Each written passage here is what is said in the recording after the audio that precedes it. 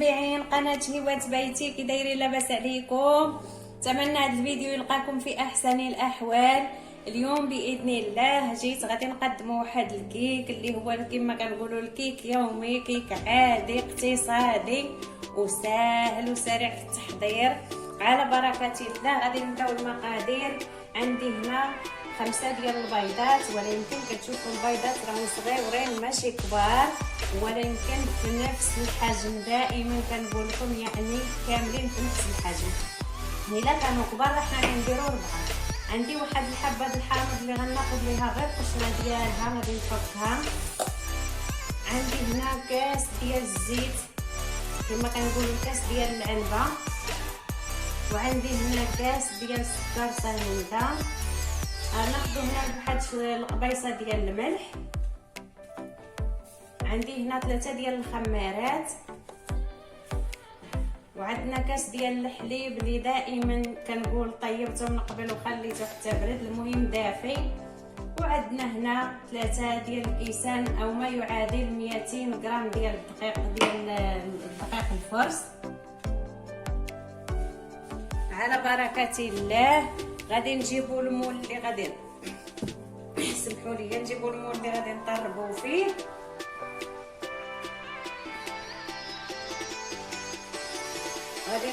باش غادي نبداو بالبيض هو الاول.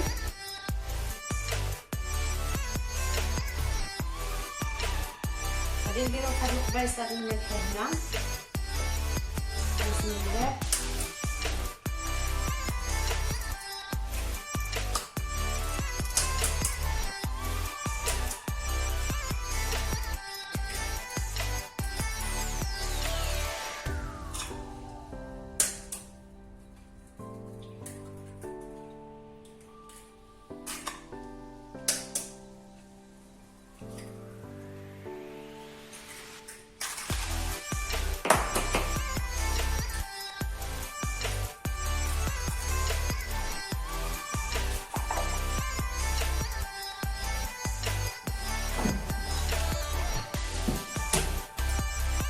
الطباخ غادي نديرو هاد السنيده وحنا كنقربو وحنا كنديرو الزيت.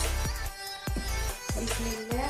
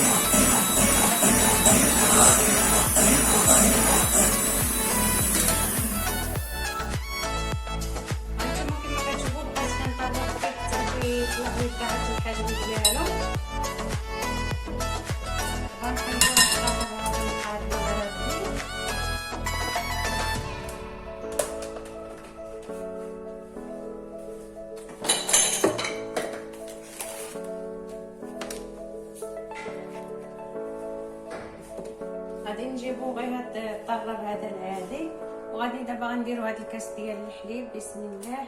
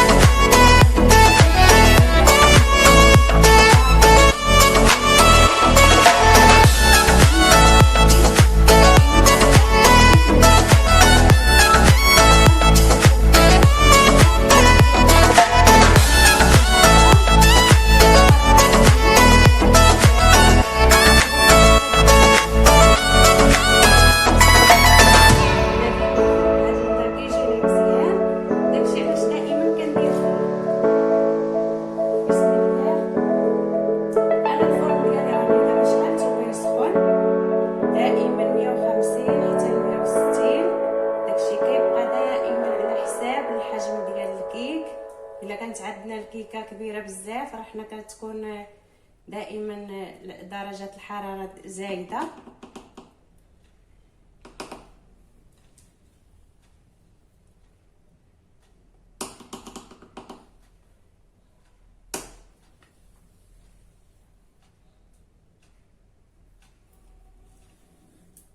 انا قلت لكم خليت دابا الفران ديالي راه مشعول، غادي نخليه حتى يسخن وغادي نخليه هنا من 4 حتى ل 5 دقائق حتى كترتاح، وعاد غندخلها للفرن.